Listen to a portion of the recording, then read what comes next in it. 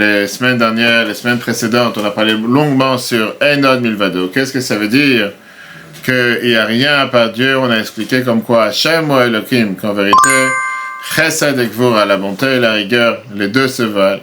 Et que c'est pas que tu peux agir ou avec la bonté ou avec la rigueur, mais on a expliqué longuement que Hashem ou Elohim veut dire que tu as Dieu qui est Chesed, qui est la bonté, c'est comme le soleil, il doit être canalisé, contrôlé par Elohim, qui est le compte numérique, la nature. C'est seulement grâce à ça que nous on peut profiter et vivre sur Terre, parce que sinon la lumière divine était trop intense et trop forte, on n'aurait pas pu en profiter, on n'aurait pas pu vivre tout court.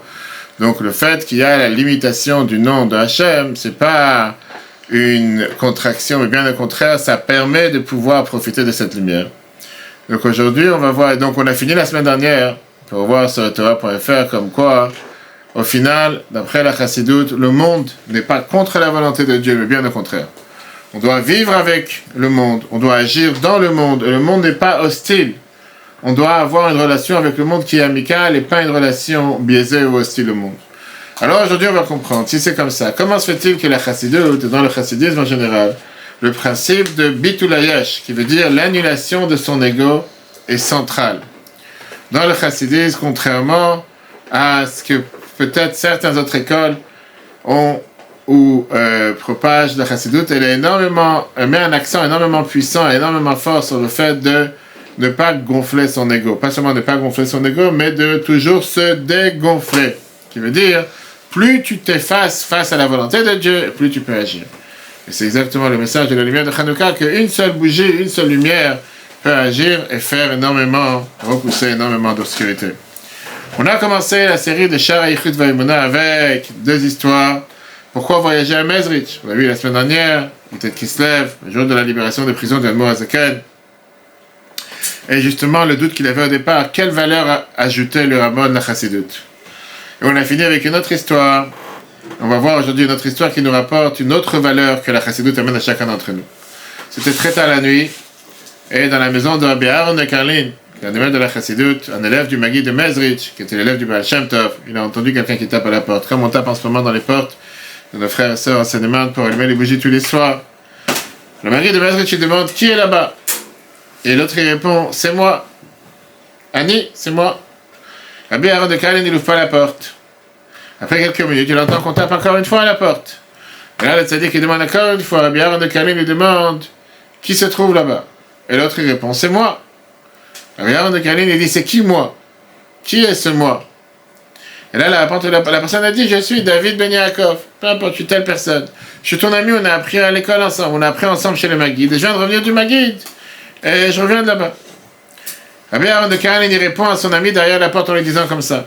Si ta réponse, elle est, c'est moi, ça veut dire que tu n'as pas encore intériorisé, tu n'as pas encore digéré ce que tu as appris chez le Maguid.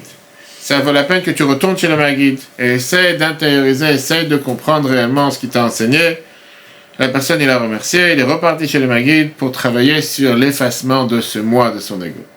C'est l'histoire qu'il a racontée. La question, elle est pourquoi effacer son ego et pourquoi effacer son je, son moi? Pourquoi dans la chassidoute, il n'y a pas de je? J'ai envie, je veux, j'aime Dieu. Même dire c'est moi qui aime Dieu, dans la chassidoute, c'est appelé le concept Yesh mi she'ohev. Il y a quelqu'un qui aime. On a vu ça dans le passé, on peut revoir dans les cours de Tanya sur Torah.fr, comme quoi un tzaddik, il n'y a pas son propre existence. C'est moi qui aime Dieu. Il n'y a pas de moi. Toute son identité, c'est de vouloir servir Dieu. Bien sûr, c'est pas le niveau de chacun d'entre nous, parce qu'on a tous notre ego, et on veut tous vouloir avoir une certaine reconnaissance. Aujourd'hui, j'ai bien prié, aujourd'hui, j'ai bien mis les tefilines, aujourd'hui, j'ai donné beaucoup de tzaka, j'ai fait quelque chose, et je vais avoir une reconnaissance.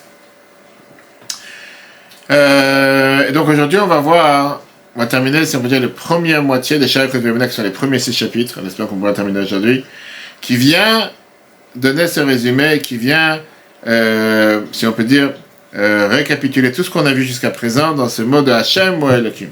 Qu'est-ce que ça veut dire quand on dit Einod Milvado? Il n'y a rien d'autre à part Dieu. Le mot Od. Que le mot Od, a priori, il est en plus. On aurait pu dire Ein Milvado. On a expliqué que Dieu fait vivre le monde avec une abondance instantanée chaque instant. Et c'est comme ça que la planète elle vit grâce aux paroles de Dieu. Grâce au Shem Havai, le tétragramme, grâce au nom de Dieu. Sauf que cette abondance divine, elle se cache à travers les voies de la nature, par le Shem Elohim. on a expliqué justement quelle est cette union qu'il y a, d'après la Chassidut, cette union, l'unité de Dieu. Que d'un côté le monde, c'est que la divinité. Parce que Hachem ou Elohim, Dieu qui représente la divinité qui est claire sur terre, en vérité elle est canalisée, limitée par Elohim qui est la nature, mais Enon Milvado, mais rien à part Dieu. Après, une fois qu'on a vu ça, on a compris comme quoi le rapport qu'on doit avoir au monde, ça doit être un rapport amical. La Torah, elle n'est pas pour briser le monde, briser la matière, briser le matériel. On a vu la semaine dernière, briser les iPhones comme certains. Ou casser le matériel. Pas manger, pas dormir par terre sur une pierre, ou manger du pain noir, ou boire de l'eau salée, ne pas profiter du monde, parce que le monde c'est quelque chose de mal. Non, ça c'est pas la Chassidut.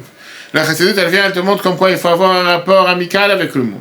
On est là pour travailler avec le matériel, avec le monde.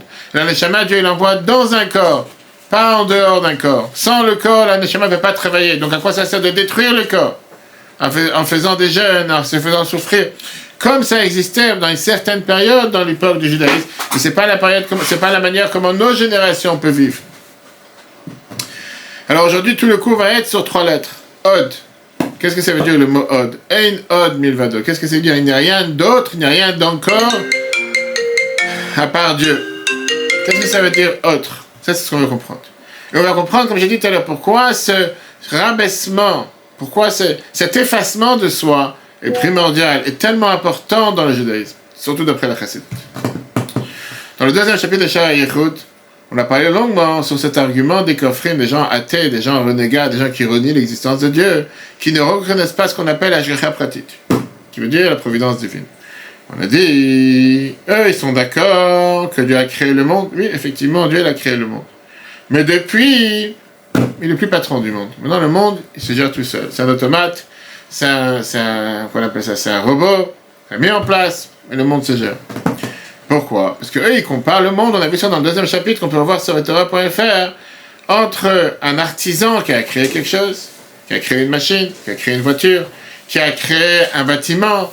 C'est écrit sur le bâtiment, quand tu vas dans Paris, créé par l'architecte en 1857, mais il n'est pas pendu, il n'est pas accroché au bâtiment. Il a créé, effectivement. Exact, mais il a créé. Mais le bâtiment ne dépend plus de l'architecte, le bâtiment il vit tout seul, ça y est, il a construit, il a vu. Tu vois un morceau d'art, une pièce d'art, c'est magnifique, c'est très bien. Tu vois une machine, oui, un grand génie, Steve Jobs, je ne sais pas qui a créé l'iPhone, on va savoir, c'est magnifique, mais aujourd'hui ça ne dépend plus de lui, c'est totalement déconnecté de lui. Et donc, eux ils se sont dit qu'on compare le monde à un artisan, très bien. Que effectivement, quand c'est dans la main de l'artisan, il décide quoi faire, s'il veut faire une table ou une chaise, mais une fois qu'il a créé, il n'est plus dans son domaine. Il est totalement indépendant. Et eux, ils se sont dit, c'est exactement la même chose avec Dieu. Dieu a créé le monde, c'est vrai, personne ne remet ça en question. Tout le monde le croit. Mais, pas parce qu'il a créé le monde qu'aujourd'hui, il le gère à chaque instant. Il est déconnecté, il est en Ethernet. Pas en Ethernet, il est en Wi-Fi. On a repoussé cet argument dans le chapitre 2, en disant, dans la mot on a employé le mot Tachenem Merot, qu'ils sont totalement aveugles de voir la différence énorme qu'il y a entre une création humaine et une création divine. Tu ne veux pas comparer les deux. Création humaine, yesh meyesh, qui veut dire quoi? Que cette matière première existait avant que tu la prends dans les mains et que tu lui donnes cette forme. Et puisqu'elle existait avant que tu la prennes et que tu travailles avec, automatiquement, toi tu es là pour faire quoi? Tu lui donnes une forme, tu lui donnes un aspect, tu lui donnes une fonction. Ça devient une machine et pas un automate. Alors que la création divine, c'est pas yesh meyesh, c'est yesh me'ayin. C'est l'existant du néant. Il n'y avait pas de matière première avant la création, et tout ça, ça s'est renouvelé dans les mains de Dieu. Et donc, puisque c'est Dieu qui l'a fait, même une fois que Dieu l'a créé, automatiquement, le monde, il se maintient à chaque instant par la volonté de Dieu. Et ça, c'est toute la base fondamentale, une des bases fondamentales de la Chassidut. Hashgacha pratique. Pas pratique, c'est aussi pratique. Mais Hashgacha pratique veut dire la providence divine. Pas seulement la providence divine, je sais pas qu'il y a un grand miracle. Non, chaque jour, le fait que tu es rentré par cette porte, le fait que cette feuille est tombée de l'arbre, le Baal Shem Tov te disait, ça veut dire qu'il y a Dieu qui a décidé que cette feuille, à ce moment précis, doit se détacher de l'arbre, etc., etc.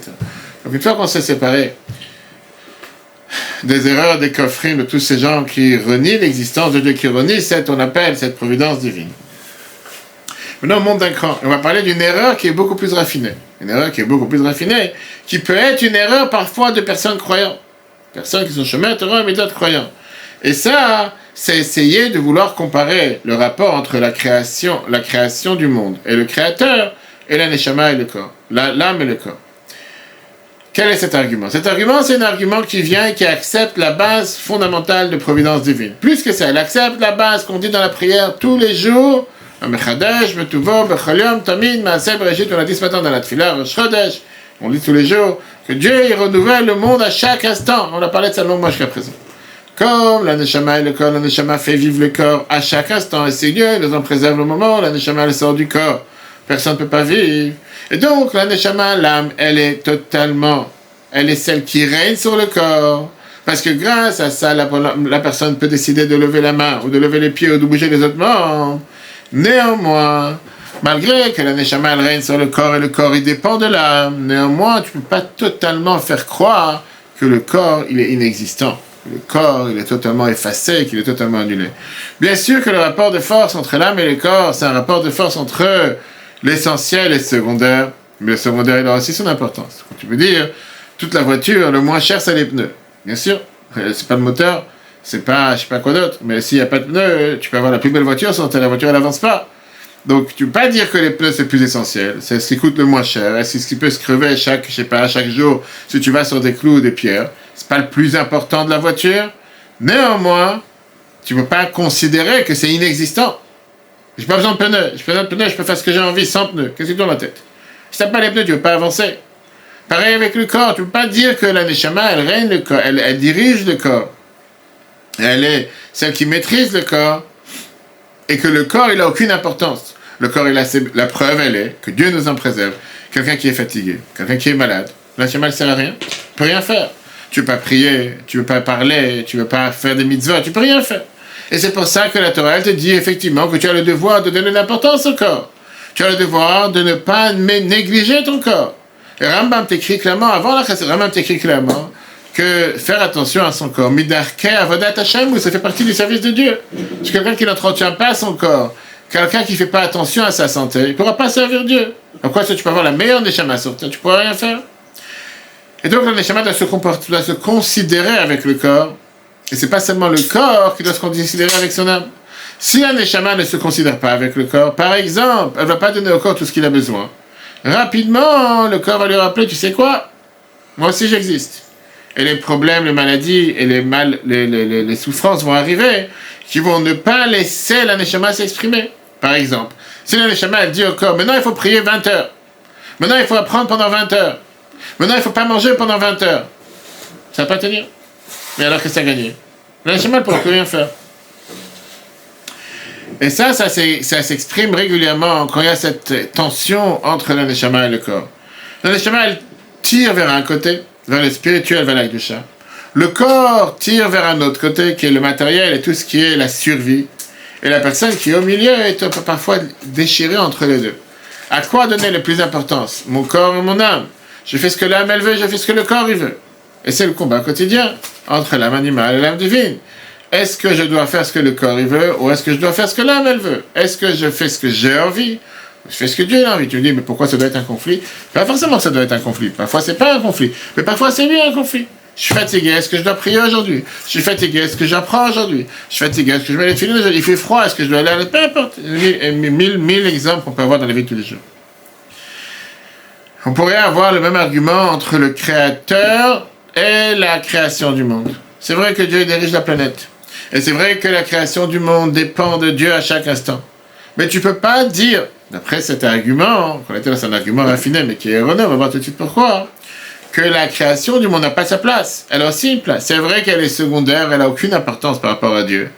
Mais tu peux pas dire qu'elle vaut rien. Pourquoi? On l'a vu la dernière fois. S'il n'y a pas de monde, En Meler Bloam, on dit ça Rosh Hashanah. Pourquoi Dieu veut qu'on le nomme et qu'on le fasse couronner à nouveau chaque nouvelle année, chaque Rosh Hashanah? Parce que s'il n'y a pas de monde, s'il n'y a pas de création du monde, s'il n'y a pas de peuple juif, s'il n'y a pas quelqu'un pour servir Dieu, à quoi tu sers? Je veux dire, Dieu n'a pas besoin de nous. Effectivement, il n'a pas besoin de nous. Mais au final, l'argument que Moshe a donné aux anges, Kloum Yetzarara, est-ce que vous avez un mauvais penchant? Kloum Avahem Yeshta, vous avez un père et une mère pour faire Kibbutz Avahem? Est-ce que Massa ou Matan, est-ce que vous faites du commerce pour faire tout le loi de la Torah? C'est pour qui? C'est pas pour l'Anshama. L'Anshama ne vaut rien. S'il n'y a pas le corps, s'il n'y a pas l'humain, alors oui, il est secondaire, oui, il n'est pas important, oui, il est moins important, mais il existe. Qu'est-ce que veut dire tout ça? Ça veut dire deux choses. Tout d'abord, que moi aussi j'existe. Le moi, le je, c'est aussi quelque chose. Oui, je crois dans la providence divine. Oui, je suis religieux, je suis pratiquant, je fais attention à chaque mitzvah, j'essaie de faire le maximum. Mais il y a aussi une importance à mes passions. Il y a aussi une importance à mes fantasmes. Il y a aussi une importance à mes désirs. Il y a aussi une importance à mes limites. Il y a aussi une importance à mes rêves. Il y a aussi une importance à mon honneur. Tu ne peux pas dire que je vaux rien. Tu ne peux pas dire que l'humain, zéro. Ferme ta bouche, tu n'as rien à dire. Fais ce que Dieu demande. J'ai le droit aussi d'exister, j'ai le droit aussi d'exprimer que là j'ai envie, là j'ai pas envie, là je peux pas. Bien sûr qu'être humble, c'est une valeur importante dans le judaïsme tout court, pas forcément dans la chassidoute. Mais l'humilité a aussi une limite. Je dois aussi me soucier de mon honneur, je dois aussi me soucier de ma gloire. Pas parce que je suis humble, et puisque j'ai pas de, je suis tellement secondaire que je peux marcher sans entretenir mon corps, sans entretenir ses habits, en étant sale, en étant sans dormir, en étant plein de maladies. Quelle différence? En ça, je fais ce que Dieu veut. Qu'est-ce qui tourne la tête? Chassidut explique, tous les rabbins répétaient sans arrêt, qu'un petit trou dans le corps, c'est un grand trou dans l'anshama. C'est qu'un problème dans le corps, que Dieu nous en préserve, ça fait que l'anshama ne peut pas faire ce qu'elle veut. Et malheureusement, les gens se rendent compte que quelqu'un qui est malade, qui est logé à l'hôpital, ne peut pas faire ce que Dieu veut. Qu'est-ce qui tourne la tête? Qu'est-ce qui est en train de dire? Le corps, il vaut rien. Alors, encore une fois, c'était quelque chose qui existait quelques siècles, qui était une école de dire, le corps, il faut le martyriser, il faut le rabaisser, il faut le détruire. La Mishnah, d'après qu'elle va te dire, Pat, bemelach tochel, va l'arrêter tishan, vechayet sa'atichye, mange du pain dans du sel, dors par terre, et vis une vie de souffrance. Et là, tu reçois la Torah. Tu sais de quoi ce que la Mishnah dit, c'est faux. Encore une fois, c'était peut-être adapté pour une certaine période, une certaine époque. De nos jours, le Noah Zakan, il est à 100% contre. On a vu ça dans la Guerre Tachuvah, qu'on a vu, on peut revoir sur Torah.fr. On ne peut plus faire des jeûnes comme ils faisaient à l'époque. Tu ne veux plus détruire le corps comme tu faisais à l'époque. Ça ne marche pas. Le corps ne pourra pas suivre. Et si le corps ne suit pas l'anshama, pour rien faire, ça ne sert à rien. Ça, c'est le point numéro 1. Point numéro 2, c'est qu'il y a toute une vie en dehors de la Torah. Dieu n'attend pas de nous d'apprendre la Torah, de faire mitzvot, H24, 7 jours sur 7. On a vu ça dans toutes les conférences que j'ai données pour les têtes qui se lèvent, à Bruxelles, à Varennes, dans le 14e. Que la Torah, la Chassidut a appris que manger, c'est aussi servir Dieu. Dormir, c'est aussi servir Dieu. Faire des affaires, aller au travail, avoir un business et agir 6 jours dans la semaine, ça s'appelle servir Dieu. Bien sûr, quand c'est fait d'après les valeurs de la Torah. Mais c'est pas seulement quand je prie que je sers Dieu et quand je mange et quand je dors et quand je suis en train de sortir avec mes enfants que là, je sers pas Dieu. Et donc, puisque moi je suis aussi quelque chose, ça veut dire que toute ma vie ne tourne pas seulement autour de Dieu et la Torah. Il y a des autres choses dans ma vie qui sont aussi attachées à mes plaisirs, à avoir une bonne vie, à avoir une vie matérielle correcte. Bien sûr, comme j'ai dit tout à l'heure, à condition que tout est caché d'après la Torah, mais dans les limites de la Torah, on parle des choses qui sont déconnectées de la Torah. Seulement, ça s'appelle par exemple remplir mes fantasmes. Remplir mes... Je dis, maintenant je prépare d'aller en vacances au ski, je vais aller en décembre, je vais aller ici. C'est interdit. C'est interdit d'avoir un plaisir, c'est interdit de se reposer, c'est pas interdit. Pour contrer cet argument, viens, la Torah te dit Ein Od. Quand tu dis Ein Od, qu'est-ce que ça veut dire Ein Od? Traduction. Ça veut dire quoi Ein Od? Il n'y a rien d'autre. Il n'y a rien d'autre. Il n'y a pas autre chose. Maintenant, qu'est-ce que ça veut dire d'abord Ein Od Milvado? Il n'y a rien d'autre à part lui, à part Dieu. Et pourquoi on n'a pas dit seulement Ein Od tout court? Il n'y a rien d'autre. Hashem ou Elohim, Ein Od. Pourquoi tu dis tous les jours dans la tefila Ein Od Milvado? Il n'y a rien à part Dieu. Il n'y a rien à part lui. Il n'y a rien d'autre. Qu'est-ce qu'il y a rien d'autre? Quand tu dis le mot Od, qui veut dire autre, ou un corps, quand tu dis à quelqu'un, quand tu vas à un restaurant, on demande à quelqu'un, donne-moi un corps, ten Od, rajoute, etc. C'est-à-dire quelque chose que tu rajoutes sur l'essentiel. Et c'est comme si c'est secondaire. C'est-à-dire la chose essentielle, et après la chose essentielle, il y a encore Od Machéou, il y a encore autre chose, tu rajoutes encore autre chose, c'est secondaire. Il y a quelqu'un qui, une fois, il participait dans les fabriques de Rabbi, dans les réunions chassidiques de Rabbi, qui avait tous les Shabbats et tous les jours, des milliers de personnes de Saint-Saint, il ne comprenait pas le Yiddish. Alors, on lui a demandé, qu'est-ce que tu as retenu? Tu étais ici 3, 4, 5 heures. Dans Shabbat, il n'y avait pas les haut-parleurs que tu pouvais avoir avec des traducteurs simultanés, etc. Il dit, qu'est-ce que tu as compris? Tu étais ici 4, 5 heures, à part les chansons, le Chaim, Rabbi parle. C'est vrai qu'il y a beaucoup de mots que Rabbi disait en hébreu ashkenaz, mais qu'est-ce que tu as compris? Il a dit, écoute, une chose que je n'ai pas arrêté d'entendre, que Rabbi répète sans arrêt, c'est Ve'od ve'u ha'ikar. Dans la langage, c'était toujours Ve'od et encore ve'u ha'ikar, et ça c'est l'essentiel, que Rabbi rajoutait à chaque fois, qu'à part tout ce qu'on vient de dire, l'essentiel c'est Amaseu ha'ikar. Maintenant, Chanukah, d'aller voir les Juifs, de propager la lumière, Ve'od ve'u ha'ikar, c'est un mot. Ça veut dire que ça, c'est a priori le contraire de ce qu'on est en train de dire. Là-bas, Ve'od, vous voyez que ça veut dire que ça, c'est l'essentiel, c'est pas juste quelque chose qui est secondaire. Mais au final, pour que ça saute sans arrêt, la Gemara Kiddushin, page 6a, te dit une phrase, que quelqu'un peut marier une femme, pas seulement avec la phrase qu'on répète sous la choupa, quelle phrase que tout le monde dit sous la choupa, Areat, Mekudeshet li betabadzu. Mais tu peux dire n'importe quel autre mot qui voudrait dire le même sens. Par exemple, la Gemara te dit, tu peux dire Areat Charufati. Charufati qui vient aussi du mot, comme si tu es encore une fois connecté à moi.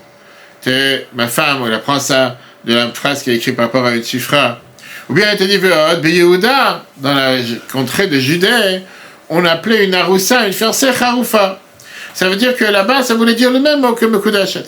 Viens, la Gemara te demande la fameuse question, Yehuda, Ve'od, Likra, est-ce que j'ai besoin d'avoir une preuve de ce qui se passait dans Judée, en plus du verset qui est écrit dans la Torah? Qu'est-ce que j'en ai à faire de ce qui se comportait à Judée? La Torah te dit que tu peux le faire. C'est-à-dire que le verset de la Torah, c'est la meilleure source qu'on a, et j'ai pas besoin d'avoir un renfort de ce qui se passait dans une coutume, même si, qu'est-ce qu'on voit ici? Que Yehuda, Ve'od, Likra, j'ai pas besoin d'avoir quelque chose de secondaire. C'est-à-dire que le mot Ve'od, en général, quand on l'emploie, c'est pour te dire que j'ai pas besoin de rajouter autre chose. En hébreu, tu vas dans un restaurant, tu dis ce que tu veux des tosafot. Tu veux mettre dans la pizza, tu vas rajouter des olives ou des champignons, c'est en plus. Ve'od, ça veut dire que tu rajoutes autre chose. Là, ce qui est la base, et dessus, tu rajoutes autre chose. C'est pareil par rapport au corps de l'humain, par rapport à l'anshama. David Amelech, le roi David avait l'habitude de dire Alléluia Hashem, on dit ça tous les matins dans la tfila, dans les psuké des Zimra, Alléluia Hashem bechayai, azamra lelokai beodi. Qui veut dire, je vais donner des louanges à Dieu dans ma vie, je vais chanter pour Dieu, beodi. Qu'est-ce que ça veut dire le mot od, encore une fois, odi? Quelle différence entre les deux moitiés du verset? Pourquoi au départ il dit azamra lelokai, Alléluia Hashem bechayai, il emploie le mot Hashem qui est le premier nom, qui est chesed, qui est illimité, etc. Et après il dit azamra lelokai beodi. Il parle du mot Elohim. Quelle différence entre les deux? Viens Rashi te dit qu'on te répète exactement la même chose. Seulement beodi, ça veut dire beod anichai. C'est comme bechayai. Ça c'est Rashi. Il dit qu'en vérité, David répète la même chose. Viens là, Noazaka dit non monsieur. Il y a ici deux sens totalement profonds, il n'y a pas de répétition dans ce verset. Chayai, quand je dis la Hashem bechayai, dans ma vie, ça c'est l'anshama. L'anshama c'est la vie du corps. Beodi, il fait allusion au corps, qui parle que le corps c'est od. Le corps il est secondaire à l'anshama. Oui, il est important, mais il est secondaire à l'anshama. L'anshama vient refléter cette émanation divine, ce dévoilement de Dieu qui vient du nom de Hava et du nom de Dieu. Le corps, il cache son l'anshama, la divinité, ça vient du Shem Elohim, du nom qui représente la nature. Et ça, c'est ce que David Amelech dit dans sa phrase. Alléluia Hashem bechayai, qui veut dire l'aneshama est là pour kol aneshama. On dit tout le matin dans la tefila, kol aneshama te'alel yudke, te'alel le nom de Dieu, encore une fois, parce que l'aneshama elle vient de Dieu. L'aneshama est illimitée, elle est là pour donner des louanges à Dieu. Après, continue en te disant, mais en vérité, Azamra Elokai Beodi, ça veut dire pouvoir influencer que le corps aussi, Elokai, qui représente le mot Elohim, qui est la nature, représente Beodi, qui est ce qui est le surplus, qui est secondaire à l'aneshama. Lui aussi vient de reconnaître Dieu, lui aussi vient de remercier Dieu, pas seulement l'aneshama. Maintenant, on comprend pourquoi la Torah te dit Einod 1022. Quel rapport il y a entre le Créateur et la création du monde? C'est pas comme l'aneshama et le corps. Parce qu'en réalité, la création du monde, elle est totalement néant, elle est totalement inexistante face à Dieu. Elle n'a aucun moyen d'exister sans Dieu, même pas en étant secondaire. Pourquoi? Ça, c'est la raison pourquoi on a mentionné tout à l'heure dans le chapitre 2, par rapport au Ta'ana des Kofrim, l'argument de tous ceux qui sont les renégats, ou tous ceux qui sont totalement athées, pas athées, qui renient l'existence même de Dieu et la providence divine. On a vu la différence qu'il y a entre Yesh Miyesh et Yesh Me'ain. Dire la différence si tu crées quelque chose ou quelque chose du néant. La Neshama, elle n'est pas en train de créer le corps Me'ain le Yesh. La Neshama, elle ne crée pas le corps de néant à l'existant. Le corps, il existe aussi sans la Neshama. C'est Dieu qui l'a créé. Le corps, lui, de son côté, c'est un Yesh, c'est inexistant par rapport à la Neshama, malgré qu'il dépend de la Neshama. Alors que Dieu, tout à fait le contraire. Dieu, il crée le monde à chaque instant existant du néant. Et c'est pour ça que le monde, il est totalement aïn, il est totalement inexistant par rapport à Dieu, qu'on va expliquer tout de suite. Le chiffre 1. Mais la reine, maintenant, on comprend pourquoi la terre et tout ce qu'il y a sous la terre, tout ce qu'il y a dans ce monde, M1 VFS Mamash, ils sont totalement néants et zéro inexistant. Le Gabé Akadosh Baruch Hu par rapport à Dieu. Et Nanikraot Beshem Klal, ils sont même pas appelés avec un nom. Comment on les appelle? On les appelle avec quoi? Beshem Od. On dit Ein Od, pas autre chose, qui est secondaire, chez la Shantafel, qui veut dire quelque chose de totalement secondaire. Comme le Chachamim, on dit Yehuda ve'od likra. On a vu l'histoire dans la Gemara, qui amène une histoire quoi? J'ai besoin d'avoir une histoire comme si en plus du verset. Le verset c'est l'essentiel. C'est pas parce qu'il y a une coutume qui se passe dans les contrées de Judée, comment ils appelaient une femme, etc., que pour ça on a besoin d'avoir une deuxième preuve. Ou que Gouf, comme le corps. Sheutafel, l'anshama qui est totalement secondaire à l'âme, la divine et la vitalité qui est à l'intérieur du corps. Vezeu, et ça, c'est ça qui est écrit quand David Amelech dit dans les psaumes, qu'on dit tous les matins. Allah Hashem bechayai, azamra, elokai beodi. Ah, on a vu que ce que Rashi dit, que c'est apparemment un doublon. Viens la Noazaret, tu dis non, c'est deux choses différentes. Chaim, nimshachim, la vie elle découle, elle vient de où? Mishemavai, du nom de Dieu. Ça c'est Allah Hashem bechayai. David Amelech te dit pas par rapport à l'anshama. Je vis grâce à l'anshama. Ve'ahod, shehu gouf atafel. Et le hod qui est en vérité le corps qui est secondaire, lui vient du Shem Elohim, du nom de Dieu. C'est pour ça que David Amelech il te dit, ah là, Hashem bechaya, je donnais des louanges à Dieu, mais Neshama donne des louanges à Dieu, ça en parle de ce qui est l'essentiel, qui va aussi avoir un impact, qui va aussi avoir une influence sur le corps, qui vient du Shem Elohim, que lui aussi va donner des louanges à Dieu. Pourquoi? Je te dis, c'est très simple. Le fils, Neshama, Einameava Agouf Ma'elesh. Neshama ne crée pas le corps du néant à l'existant. Le corps est l'existant, l'Neshama. C'est pas l'Neshama qui crée le corps. Aval HaKadosh Baruch Hu, par contre, quand tu parles de Dieu, Mehavet Akol lui fait créer tout Me'ain Leyesh, du néant à l'existant. Et c'est pour ça que Akol Batel Bimtsiut, tout est totalement annulé pour lui. Inexistant face à Dieu que Mor Hashemesh, comme on a vu déjà dans les semaines précédentes. La lumière du soleil, quand elle est les rayons de soleil qui sont Bashemesh dans le soleil, qui sont totalement inexistants face au soleil. Donc on a vu au départ aujourd'hui que dans Mezrich, on a appris comment transformer le Ani en Aïn. L'ego en néant. Il n'y a pas d'ego. On a vu tout à l'heure, Rabbi Yaron de Kalin, il a dit à l'autre, il a dit c'est moi, il dit c'est toi, retourne apprendre. C'est-à-dire que tu n'as rien appris dans ta vie. C'est que moi, s'il n'y a que ton moi qui existe, il n'y a que ton jeu qui existe. Tu vaux rien. Et une autre histoire qui s'est passée à Mezrich, et là c'est une histoire avec l'Admor Hazaken. On raconte sur un des élèves les plus importants du Maguid de Mezrich, qui était l'élève principal du Baal Shem Tov, qui s'appelait le Volper. C'est un énorme génie dans la Torah, un énorme Gaon. Et tout le monde a dit que c'est quelqu'un qui va sortir comme le plus grand génie, le plus grand dirigeant du peuple juif, etc. Une fois, l'Admor Hazaken était assis avec son ami le Volper dans les combles. Et ils apprenaient ensemble. Tout d'un coup, la fumée, elle commence à monter dans les combles. Je sais pas, à l'époque, les gens faisaient des feux de bois pour se réchauffer, etc. C'était pas agréable d'être dans les combles avec de la fumée. Le Volper, il dit à Admor Hazaken, en tant qu'élève du Maguid de Mezrich, on devrait avoir des meilleures conditions de vie. Pas normal qu'on est en train d'apprendre dans les combles, la fumée qui monte. Bon Dieu ne peut pas s'intéresser à nous un peu. On n'est pas des gens simples, on est des gens... Admor Hazaken, il lui a dit, Tolat ocheletbo. Il y a de la vermine, il y a un ver qui le mange de l'intérieur. Ça, il dit cette phrase. Ça veut dire, il dit comme ça. Si quelqu'un qui est parti apprendre à Mezrich, tu es un élève du Maguid de Mezrich, qui est élève du Baal Shem Tov, tu penses encore sur ton bien-être personnel, il y a des vers à l'intérieur de toi.